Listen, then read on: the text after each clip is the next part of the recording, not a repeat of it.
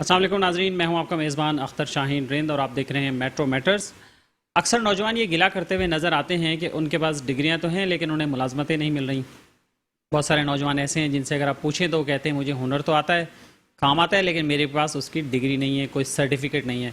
और जब कंपनीज़ में नए नए नौजवान जो यंग ग्रेजुएट भी इवन के होते हैं या मास्टर्स करके निकलते हैं, वो जब कंपनीज़ में जॉब के लिए अप्लाई करते हैं तो कंपनीज़ कहती हैं आपके पास तजुर्बा कितना है, हम तो तजुर्बाकार बंदे को रखेंगे, नए को तो हम नहीं रखेंगे। तो ये वो मसाइल हैं जो आजकल की जो यूथ है हमारी वो फेस कर रही है।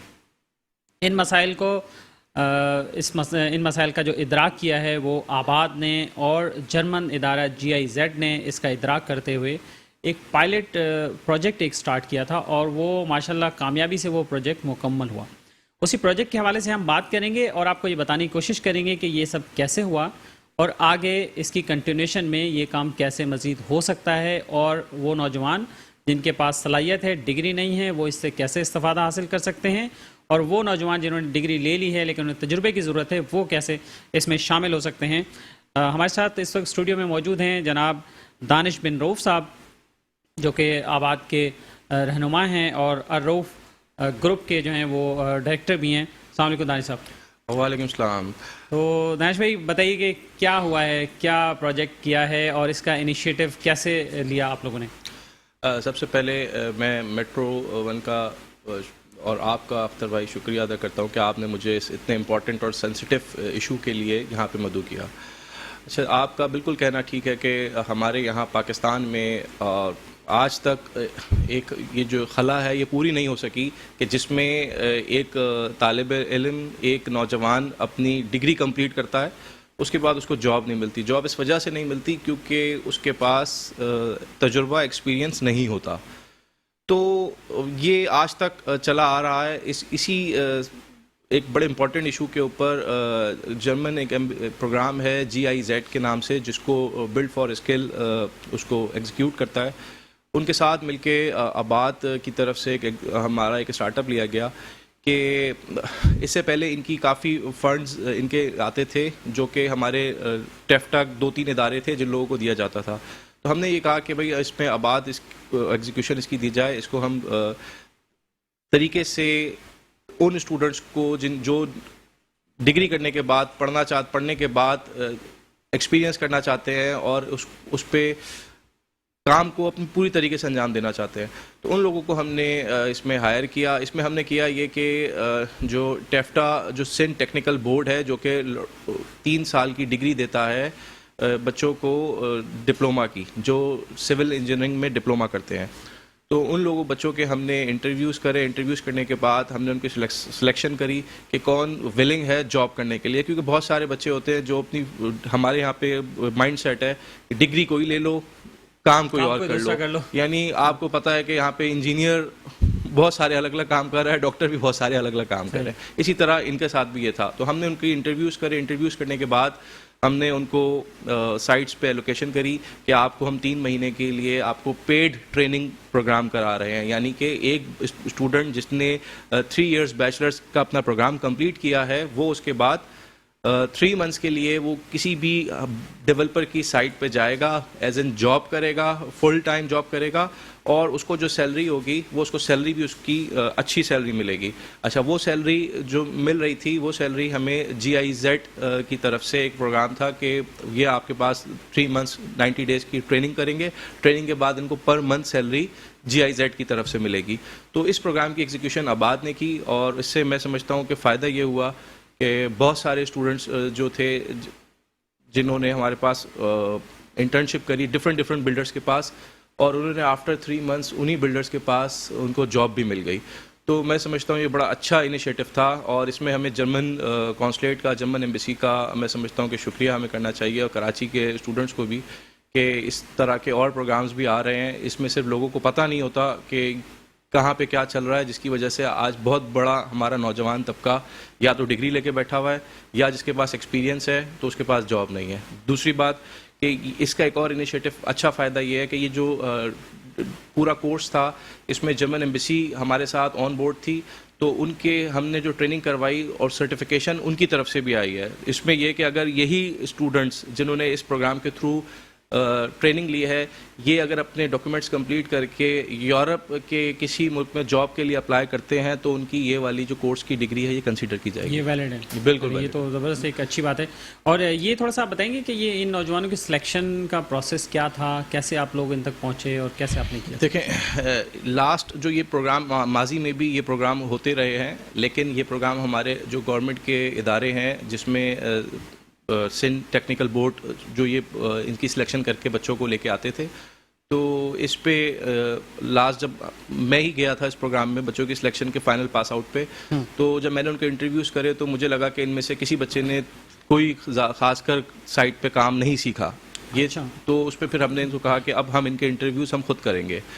तो जब खुद इंटरव्यूज़ करने पे फिर मैंने और मेरी टीम आबाद के लोगों ने हम लोगों ने इंटरव्यूज़ करे, तो हम लोगों ने 200 स्टूडेंट्स में से 36-37 स्टूडेंट्स को फाइनलाइज किया कि जो विलिंग लग रहे थे, जिनको इस जॉब भी करनी थी। वरना ज़्यादातर लोगों का ये था कि हम अपनी फील्ड चेंज कर चुके हैं और हमने जो डिग्री तो 3 साल की ले ली है, लेकिन अब हम अपनी फील्ड चेंज करके किसी और फील्ड में जाएंगे।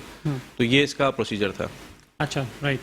तो ये बताइए कि ये GIZ का जो प्रोजेक्ट था ये एक पायलट प्रोजेक्ट था या आगे कंटिन्यू भी रहेगा? देखें, ये बिल्कुल इसकी कंटिन्यूशन है और ये मैं बताता चलूँ कि तकरीबन 3-4 सालों से इसकी कंटिन्यूशन हो रही है। आबाद का जो ये पार्ट था ये इसका 4th या 5th पार्ट था आई थिंक। अच्छा। तो अब इसकी हर साल कंटिन्यूशन होगी।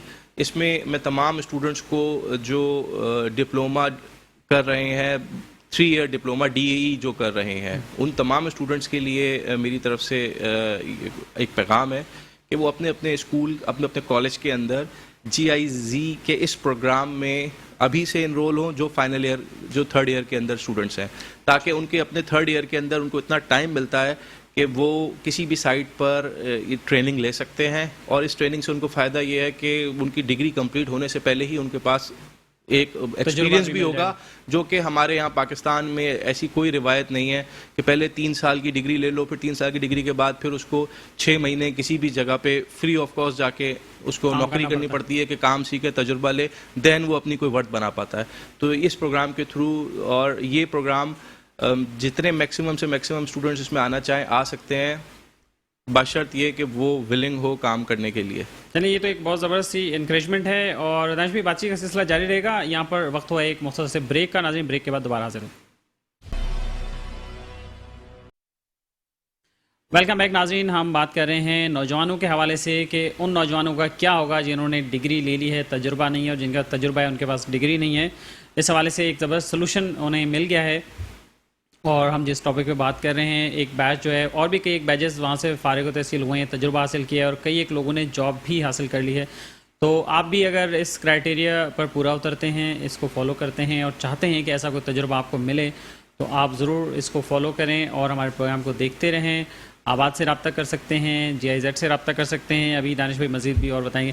तो दानिश भाई, ये बताइए कि आपने ये जैसे बताया, तो ज़बरदस्त सा एक बेहतरीन मौका है, वरना ये कि फ्री में उनको काम करना पड़ता है, और ये कि अगर उन्हें पैसे भी मिल जाएंगे तो उनका इंटरेस्ट जो है वो उस तरह से रहेगा। वरना अक्सर डिग्री लेने के बाद नौजवान डिसार्ट से घूम रहे होते हैं, नौकरी नहीं है, जॉब नहीं है, ये नहीं। देखिए, ये एक आपने बिल्कुल सही बात करी।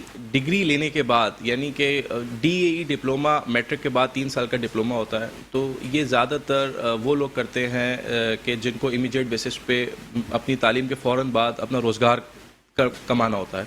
अच्छा, उसमें ये होता है लोगों को कि जब वो 3 साल की डिप्लोमा कर लेते हैं और उनके पास उनको जॉब नहीं लगती, तो उन पर एक मेंटली प्रेशर होता है, घर का भी प्रेशर होता है कि यार मैंने 3 साल एक सब्जेक्ट के बारे में, एक स्किल के बारे में पढ़ा और उसके लिए मुझे जॉब नहीं मिल रही, मुझे उसका काम ही नहीं आता, मैंने सिर्फ थ्योरी पढ़ी है, मुझे प्रैक्टिकल कुछ भी नहीं आता। तो ये उन लोगों के लिए ये प्रोग्राम, अच्छा, ये पाकिस्तान में प्रैक्टिकल की कोई ख़ास ऐसी हमारी तालीमी निज़ाम में आज तक एक ये फ्लॉज है जो कि अभी तक पूरा नहीं हुआ। कोई चीज़ नहीं है। यस, इसमें पाकिस्तान इंजीनियरिंग काउंसिल ने बहुत अच्छा इनिशिएटिव लिया, वो काम करने जा रही है। लेकिन जो डिप्लोमा स्टूडेंट्स करते हैं, क्योंकि DAE अलग है और बैचलर्स डिग्री अलग है, तो जो ये DAE वाले बेचारे बच्चे हैं, इनके लिए कोई ऐसा प्रोग्राम अभी तक इनिशिएट नहीं हुआ। GIZ ने ये प्रोग्राम आज से 4 साल पहले स्टार्ट किया था। इसका 4th बैच जो है इसको आबाद ने एग्जीक्यूट किया है, और इंशाल्लाह इसके नेक्स्ट जो बैच भी आएंगे वो भी आबाद ही एग्जीक्यूट करेगा।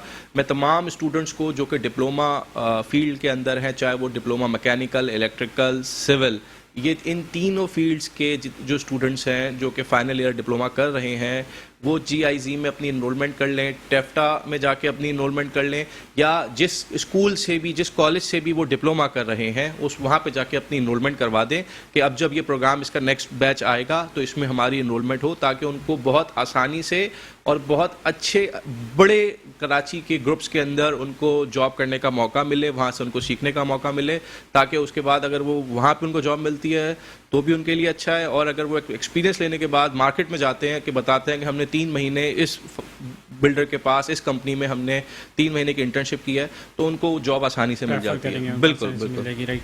और अगर कॉलेजेस में जैसे बच्चे नाम लिखवा दें तो वहाँ कॉलेजेस में अनाउंसमेंट पहुँचेगी वहाँ तक, उन तक? देखिए, ये जो इसका स्ट्रक्चर जो है इस प्रोग्राम का, GIZ ने ये प्रोग्राम बिल्ड फॉर स्किल को दिया। बिल्ड फॉर स्किल इस प्रोग्राम को देखती है through STEVTA, Sindh technical board education, यानी कि जो जितने भी ये जो डिप्लोमा होल्डर्स हैं, इनकी जो, जिस तरह मैट्रिक स्टूडेंट्स का जो मैट्रिक बोर्ड होता है, इंटर का बोर्ड ऑफ सेकेंडरी एजुकेशन होता है, इसी तरह डिप्लोमा के स्टूडेंट्स का जो बोर्ड है वो है स्टेफ्टा। तो स्टेफ्टा वाले ये प्रोग्राम लेते हैं तमाम अपने कॉलेजेस से, बच्चों की CVs लेते हैं कि जो बच्चे विलिंग हैं स्टेफ्टा इस प्रोग्राम में GIZ के आने के लिए, तो उनके कॉलेजेस में अनाउंसमेंट्स होती रहती हैं। लेकिन होता ये है कि बच्चों की, जो बच्चे शॉर्ट अटेंडेंस होते हैं, नहीं जा पाते, क्योंकि मैंने इस बार ये प्रोग्राम देखा तो बहुत बड़ा मुझे फ्लॉज लगा कि CVs भी ऐसी CVs आ रही थी बच्चों की, जिनके इंटरव्यू लिए तो पता चलता है कि कोई मैक्सिमम बच्चे अपनी फील्ड छोड़ चुके थे, जिन्होंने 3 साल सिविल इंजीनियरिंग में डिप्लोमा किया, और वो 3 साल बाद जब उनकी जॉब्स के लिए इसमें नंबर आता है तो वो कहते हैं कि हम कहीं और जॉब कर रहे हैं। कराची के हवाले से ये प्रोग्राम था। आपको पता है कराची के अंदर वैसे ही जॉब्स का बुरा हाल है, बेचारे जिस लड़के से भी फ़ोन करो तो कोई कहीं पर राइडर लगा हुआ है, तो कोई डिलीवरी बॉय बना हुआ है, डिग्री लेने के बाद नौकरियां हैं नहीं, तो वो अपनी जॉब छोड़ के दूसरे कामों पे, जहाँ से उनको इमीडिएट रोजगार मिल सके। तो अब इस पे बच्चों को चाहिए कि इमीडिएट बेसिस पे जब तक 3rd ईयर हो उसी में इस प्रोग्राम में इनरोल हो। वैसे आप ये एक बात और बताइए दानिश भाई कि माशाल्लाह जो रियल एस्टेट की इंडस्ट्री है, जो कंस्ट्रक्शन इंडस्ट्री है, ख़ासतौर पे कोविड के दिनों में भी कुछ ना कुछ फिर भी यही वाहिद इंडस्ट्री थी जो कुछ ना कुछ चल रही थी, इसका पहिया चल रहा था। तो इसमें खपत तो यकीनन होगी, बंदों की ज़रूरत भी होगी, और इस तरह से पढ़े हुए लोगों, लड़कों की भी ज़रूरत होगी।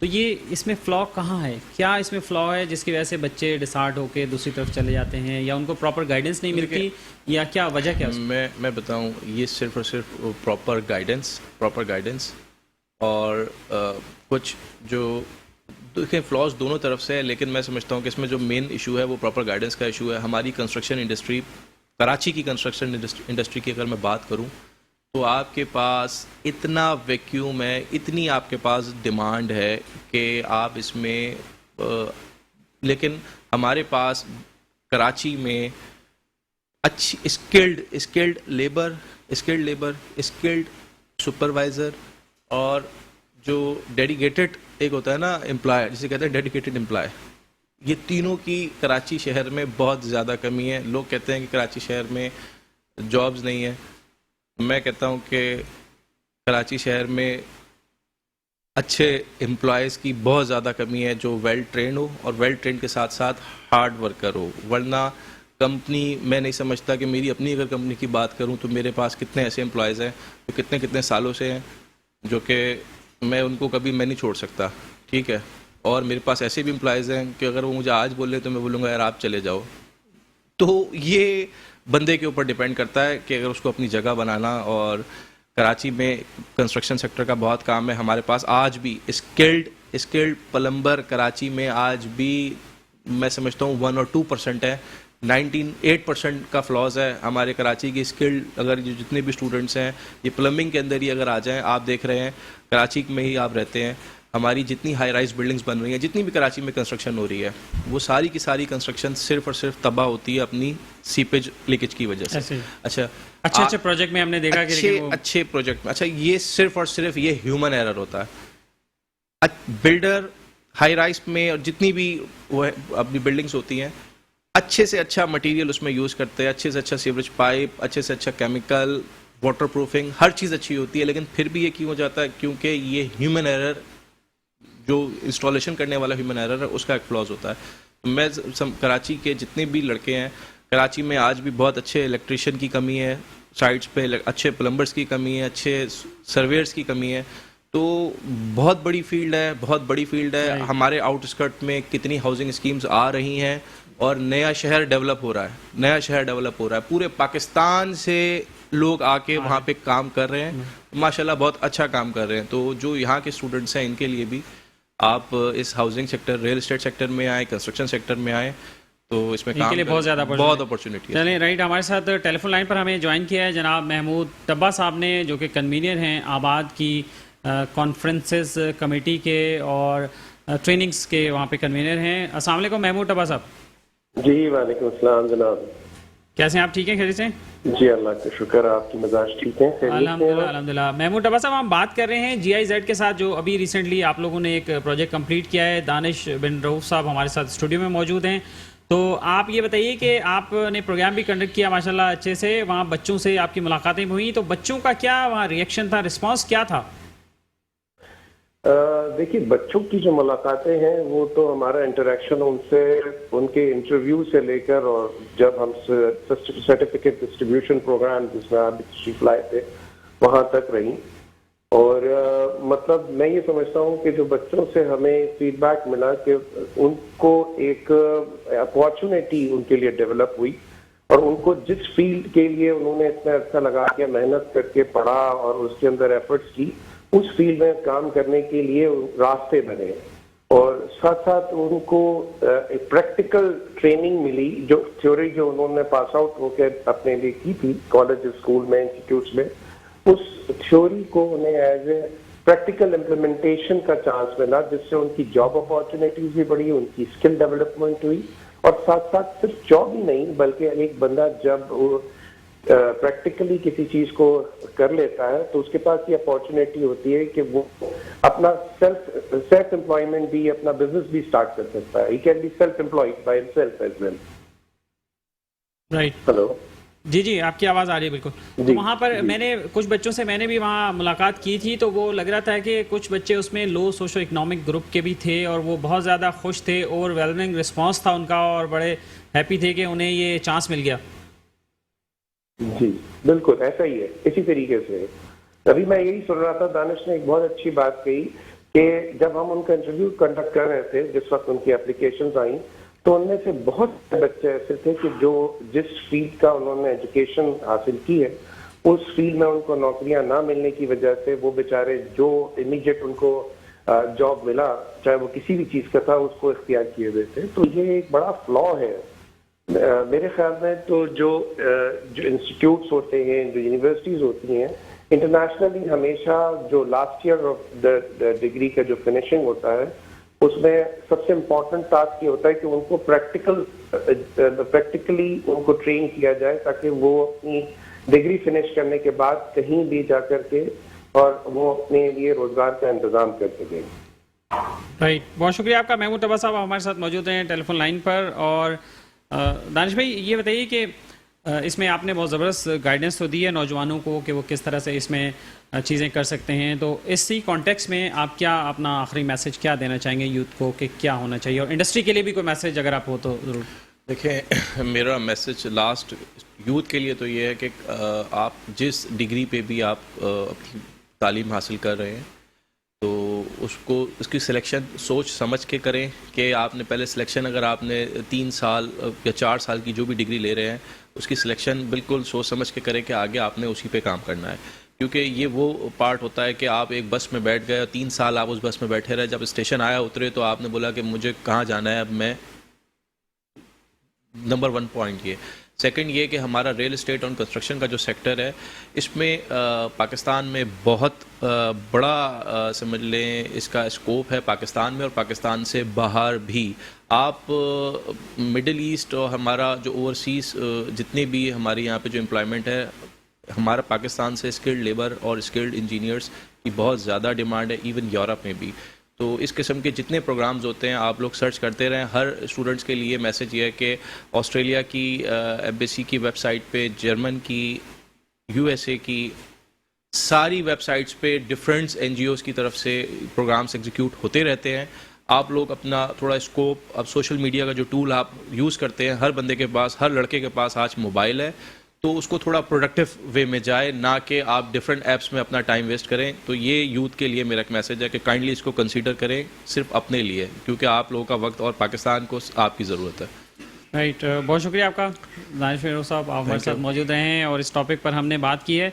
और नाज़रीन, आपने गुफ्तगू सुनी, ख़ासतौर पे नौजवानों ने ज़रूर इससे फ़ायदा उठाना है, इस बात को देखना है। और ज़ाहिर है उससे पहले आप कोई भी डिसिप्लिन अगर चूज़ करें तो कैरियर काउंसलिंग की भी बहुत ज़्यादा ज़रूरत है कि कैरियर काउंसलिंग होनी चाहिए, और जो कि मेरे ख्याल में मैट्रिक से ही होनी चाहिए कि बच्चे का माइंड जो है ना बनना शुरू हो जाए।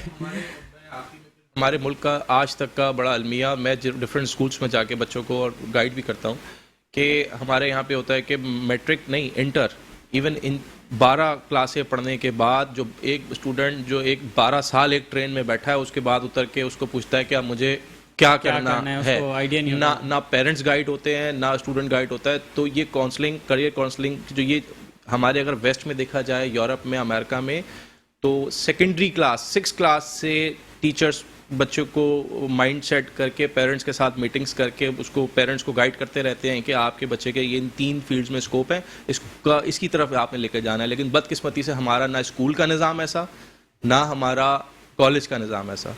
तो इसमें एक बहुत बड़ा, चलें इस पे फिर किस वक्त जरूर ये एक डिबेट है, इसमें मैं क्या समझता हूँ स्कूल एसोसिएशन को साथ ले और बड़ा यानी एकेडमिया और हमारी बिजनेस कम्युनिटी यूथ के लिए बड़ा फायदेमंद हो जाएगा ना, सबको एक इंटरलिंक हो जाएंगे, बहुत सारी चीज़ें। चलें, बहुत शुक्रिया अगेन आपका, थैंक यू। और नाज़रीन, उम्मीद है कि आपके लिए फ्रूटफुल होगा ये हमारा सेगमेंट। और बहुत सारे लोग कॉल्स कर रहे हैं, तो आप मोबाइल नंबर पर कॉल ना करें, जो स्क्रीन पर हमारा नंबर आ रहा होता है कॉल के लिए, आप प्लीज़ उन पर कॉल करेंगे तो फिर जाके बात हो जाएगी। और यहाँ वक्त हुआ एक ब्रेक का, और ब्रेक के बाद हम आपको बताएंगे कि डॉक्टर्स के साथ जैकबाबाद में क्या हुआ है और किसने किया है। वेलकम बैक नाज़रीन, और अब बात करेंगे जैकबाबाद की कि जैकबाबाद में ठुल के इलाके में वहाँ पर यंग डॉक्टर को तशद्दुद का निशाना बनाया गया है, उसकी बेहुरमती की गई है। उस डॉक्टर की, नौजवान डॉक्टर है, यंग डॉक्टर है, वहाँ पर तहसील हेडक्वार्टर हॉस्पिटल में सर्व कर रहा है। उसका क्या कसूर था, उसे क्यों थाने में बंद किया गया, उसे क्यों ले जाया गया, उस पर क्यों तशद्दुद किया गया, इसी हवाले से हम बात करेंगे।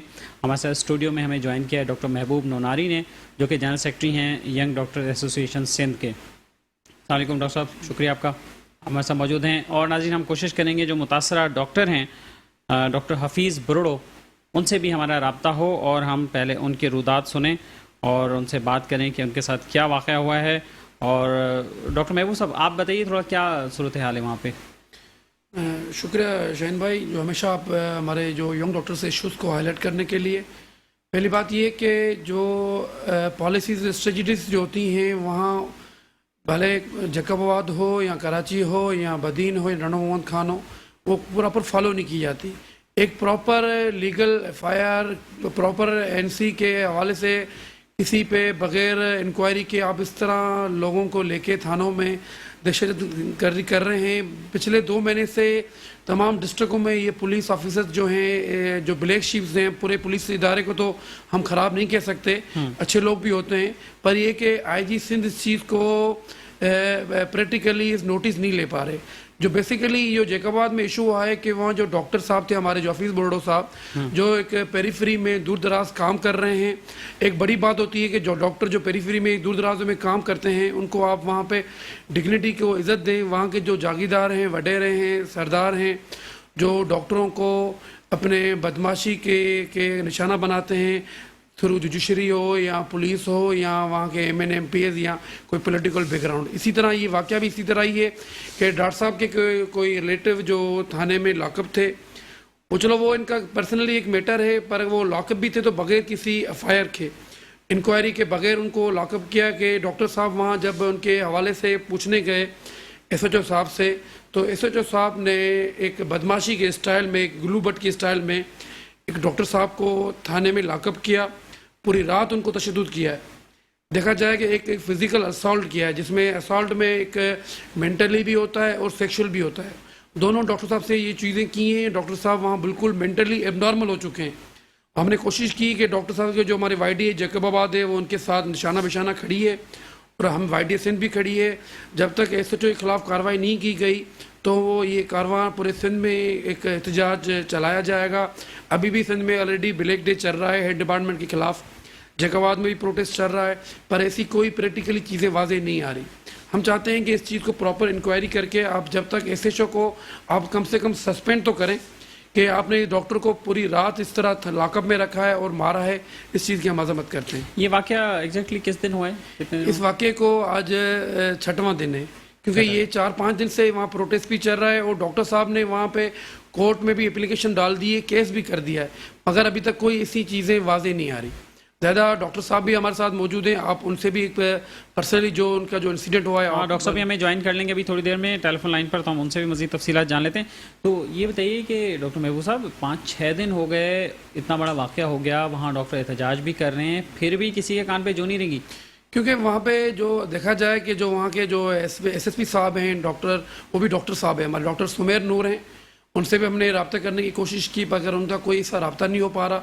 एक डॉक्टर हो नाते एक यंग ऑफिसर है, हमें उम्मीद है कि यंग ऑफिसर जो भी इदारों में आ रहे हैं, इदारों को प्रमोट करें, क्योंकि जहाँ का वो जो एसएचओ है वो बिल्कुल पॉलिटिकल इन्फ्लुएंस रखता है।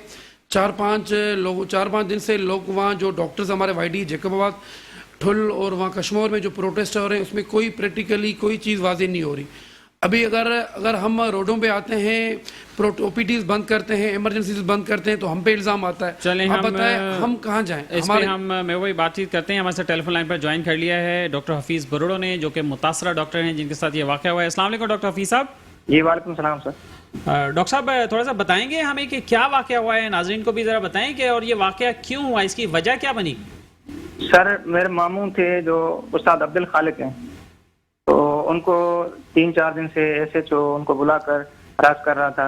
कौन सा थाना है और क्या नाम है एसएचओ का? सर सईद अमन जुमानी है एसएचओ, तालका ए सेक्शन ठुल का थाना है जी। तो उनको बुला रहा था, 3 दिन से हरासा कर रहा था।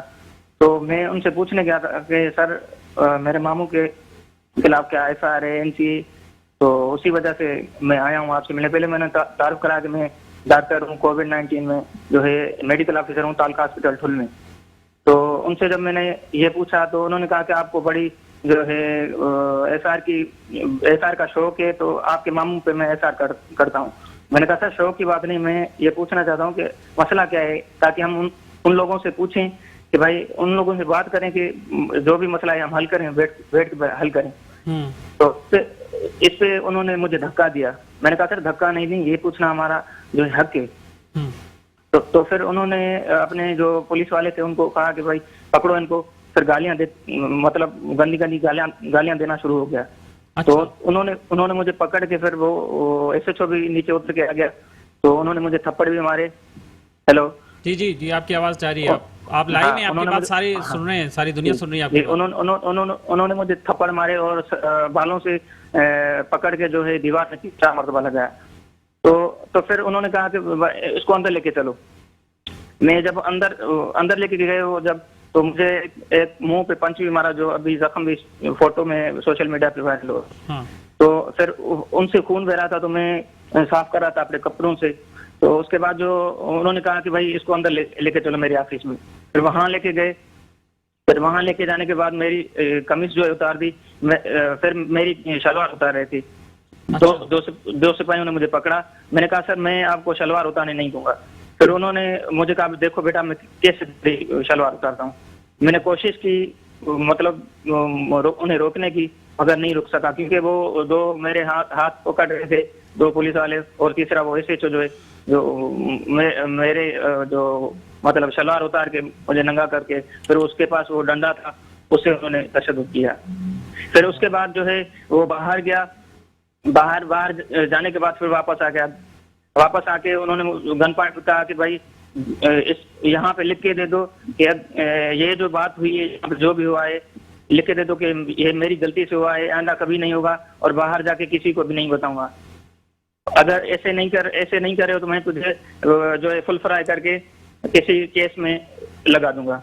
मैंने कहा सर अब आपके पास मतलब करने को कुछ नहीं है, सब कुछ कर लिया है, मेरी इज्जत पे मतलब इज्जत जो है खत्म कर ली है, अब इसके बाद मेरे पास कुछ भी नहीं है जो है लूज करने के लिए। तो उन्होंने जो है कहा कि भाई लिख के दे दो, नहीं तो मैं मार दूंगा। मैंने कहा सर जो भी करना है कर लो, एफआईआर करनी है कर लो, लेकिन मैं ये लिख के नहीं दूंगा कभी भी।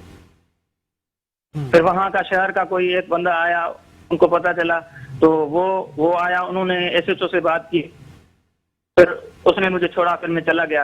फिर सुबह को आया तो फिर से उन्होंने हैरासमेंट करना शुरू कर दी मेरे घर वालों को, मुझे, कि भाई केस नहीं करो। और वो जो बंदा बीच में पड़ा था जिसने छोड़ाया था, उसको कह रहा था भाई तुम्हारे ब्याह पे मैंने इसको छोड़ा है। अब वो जो डॉक्टर कर रहा है, जो सोशल मीडिया पे और जो सोशल मीडिया पे वाविला कर रहा है और मेरे खिलाफ बातें कर रहा है, तो उसको बुलाओ, नहीं तो मैं तुम्हारे बेटे पे जो है एफआईआर कर लूंगा।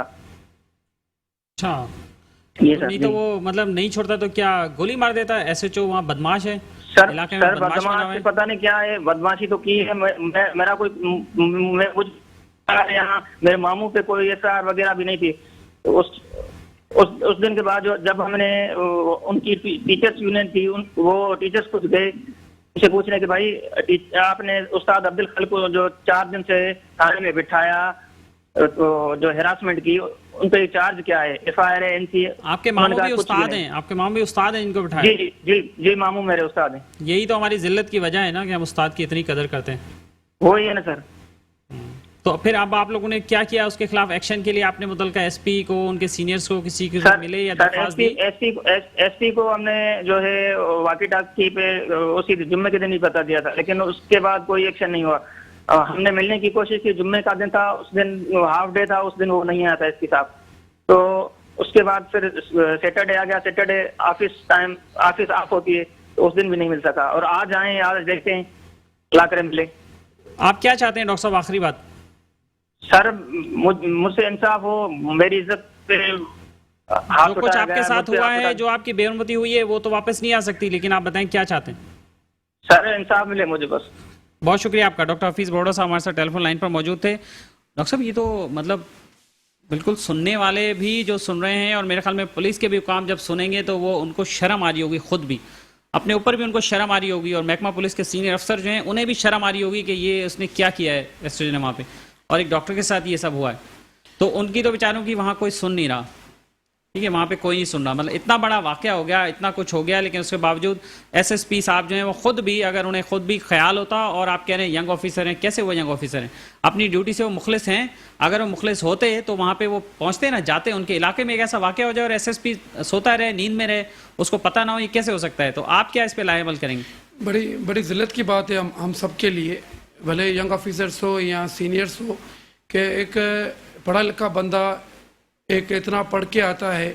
हम कहते हैं ना कि पेरिफेरी में डॉक्टर्स की शॉर्टेज है, डॉक्टर्स काम करने के लिए तैयार नहीं है, यही उनकी वहाँ वजह है। क्योंकि वहाँ के जो ठेकेदार हैं, कानून के, अदलाओं के, वहाँ के जो पीपल्स पार्टी के जो ठेकेदार हैं, वहाँ पे उनका एक बदमाशी का अड्डा बना हुआ है। ये तो एक छोटा केस है जो डॉक्टर साहब ने एक बड़ी बहादुरी से केसा बताया है, वरना ऐसे केसेस ऐसे ही जो लोग बेचारे शोर नहीं कर बता भी नहीं सकते, पता नहीं कर सकते। ये तो ये बात भी है, ये कि हम यहाँ की ब्यूरोक्रेसी को, यहाँ की चीफ जो यहाँ के हमारे जो चेयरमैन है बिलावल भुट्टो, मैं इनको पैगाम देना चाहता हूँ कि डॉक्टरों की जो इस तरह अगर डॉक्टरों से आप बिहेव करेंगे तो हम हरगिज़ बर्दाश्त नहीं करेंगे, चाहे आपके MNA MPS हो या चाहे आपके SP हो, बिल्कुल बर्दाश्त नहीं करेंगे। हम उनको आपको पता चला पॉलिटिकल कोई लोग पॉलिटिकल इन्फ्लुएंसेस हैं, हम उनको बिल्कुल वाज़ेह पैगाम देना चाहते हैं। अगर जहाँ भी पूरे सिंध में या पूरे पाकिस्तान में अगर डॉक्टरों से आप इस तरह बिहेव करेंगे तो हमारे कोई डॉक्टर काम नहीं करेंगे, उनकी रिस्पॉन्सिबल यहाँ की गवर्नमेंट होगी।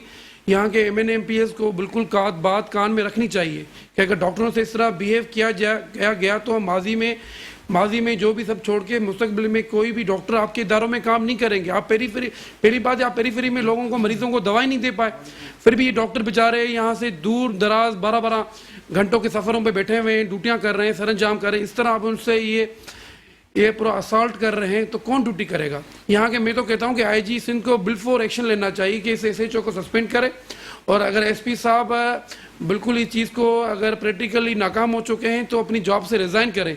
कोई हक नहीं है उनको अपनी ड्यूटी करने का। हम SSP साहब से भी रब्ता करने की कोशिश कर रहे हैं मुस्तकिल, उन्हें मोबाइल पर भी फ़ोन कर रही है हमारी टीम, उनके ऑफिस में भी हम कॉल कर रहे हैं, लेकिन SSP साहब बात करने के लिए तैयार नहीं हैं। और ज़ाहिर है वो किस मुंह से बात करेंगे? उनके पास अगर कुछ मतलब अब मैं वो सख्त अल्फाज इस्तेमाल नहीं कर सकता, ज़ाहिर है मैं जिस जगह बैठा हूँ, लेकिन उनके पास कोई अखलाकी कोई जवाब बनता है, उनके पास कोई इसका जवाब है, कोई इसकी दलील है कि जो कुछ हुआ है उनकी नाक के नीचे हुआ है, उनके डिपार्टमेंट ने किया है, उनके लोगों ने किया है, तो इसके ज़िम्मेदार भी वही हैं।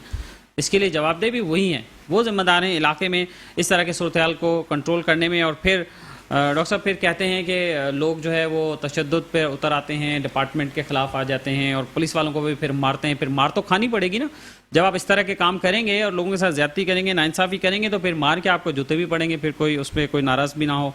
तो ये आप फिर क्या करेंगे? हेल्थ डिपार्टमेंट के थ्रू आप जाना चाहेंगे या आईजी वगैरह से डायरेक्ट आप यहाँ मिलेंगे या क्या? मैंने कल इनके जो कंप्लेंट सेंटर है डीआईजी, वहाँ तमाम मैंने मेल व्हाट्सअप कर दिया है। आज आईजी सिंह को भी एप्लीकेशन देंगे। और पिछले हफ्ते से हमारा जो ज्वाइंट एक्शन कमेटी का जो इजलास भी हुआ था, पूरे सिंध में ब्लैक डे मनाया जा रहा है। कल हमारे सेक्रेटरी हेल्थ से मुज़ाकरात भी हैं, ये चीज़ें वहाँ रखेंगे। अगर हेल्थ मिनिस्टर अपने डॉक्टरों को ऑन नहीं कर पा रहे तो वो उनकी हुकूमत बिल्कुल नाकाम हो चुकी है, अपनी सीटों से रिज़ाइन करें। अगर ये चीज़ों को अगर उन्होंने प्रैक्टिकल नहीं किया तो हम पूरे सिंध में सरापा एहतजाज होंगे। अगर हमें अपने ओपीडीज या इमरजेंसीज का ओटीज का बायकॉट करना पड़ा तो हम करेंगे, क्योंकि ये आपने अभी खुद सुना है जो विक्टिम है डॉक्टर साहब, जिस तरह उनसे साथ किया है, उनको कपड़े उतार के उनके तशद्दुद किया गया है। अभी बचा क्या हम इस तरह हम ड्यूटियाँ करें इमरजेंसी में? क्या हम ओपीडियाँ चलाएं? क्या इनकी खिदमत करें, इन ब्यूरोक्रेसी की? क्योंकि ये जो SHO या SP, जो DHO, ये जो अपॉइंट होते हैं ना, ये सब पॉलिटिकल इन्फ्लुएंस है। हम ऑलरेडी बोल चुके हैं कि इदारों में मेरिटोरियस पॉलिसियाँ लाएं, जो इदारों में मेरिट पे काम चले। अगर SHO जिस पे 5-6 दिन हो गए कोई एक्शन नहीं हुआ, कोई SP साहब ने कोई एक्शन नहीं उठाया, इसका मतलब आप समझ सकते हैं कि वहाँ का कितना हाई इन्फ्लुएंस, पॉलिटिकल इन्फ्लुएंस होगा। SHO साहब को कोई परवाह ही नहीं है। इस तरह वो उनसे मार कुट के करके उनसे लिखवा भी रहा है कि आप बाहर शोर नहीं करें। कब तक ये चलता रहेगा? हम बिल्कुल मायूस हो चुके हैं इस गवर्नमेंट से, यहाँ की इंतजामिया से, स्पेशली हेड मिनिस्टर से। अगर ये चीज़ें कवर नहीं की गई, क्योंकि लास्ट 2 महीने से मोस्टली डिस्ट्रिक्ट्स में जो SHO हैं, पुलिस ऑफिसर्स हैं, हमारे डॉक्टरों से इस तरह बिहेव कर रहे हैं। अगर ये मसला चलता रहा तो आगे चल के डॉक्टर्स और पुलिस ऑफिसर्स के बीच में बड़ा एक मसला हो सकता है। इस चीज़ को रोका जाए। ठीक है, बहुत शुक्रिया आपका। और इस थाने के SHO हैं सईद जुमानी साहब। नाज़रीन, ये मैं आपको बता दूं ताकि इनका नाम आप याद रखें कि ये किस तरह के अफसर हैं और कैसे लोगों के साथ ज़्यादतियाँ करते हैं। एक यंग डॉक्टर को कपड़े उतार कर आपने तशद्दुद का निशान बनाया थाने में और उस पर डंडे बरसाए, उसका कसूर क्या था? इसका जवाब तो ज़रूर देना ही पड़ेगा आपको कहीं ना कहीं। और SSP जो जैकबाद हैं, डॉक्टर सुमैर नूर चन्ना उनका नाम है, ये भी आप नाज़रीन नाम सुन लें। SSP साहब की निगरानी में, उनकी नाक के नीचे, निगरानी में तो खैर नहीं होगा, लेकिन बहरहाल जिम्मेदार वही हैं और उनको इस पर एक्शन लेना चाहिए था। अपना ख्याल रखिएगा नाज़रीन। अगले प्रोग्राम में फिर इंशाल्लाह दोबारा मुलाकात होगी। जुमेरात की रात को 11 बजे इंशाल्लाह फिर आपसे मुलाकात होगी। Thank you. अल्लाह।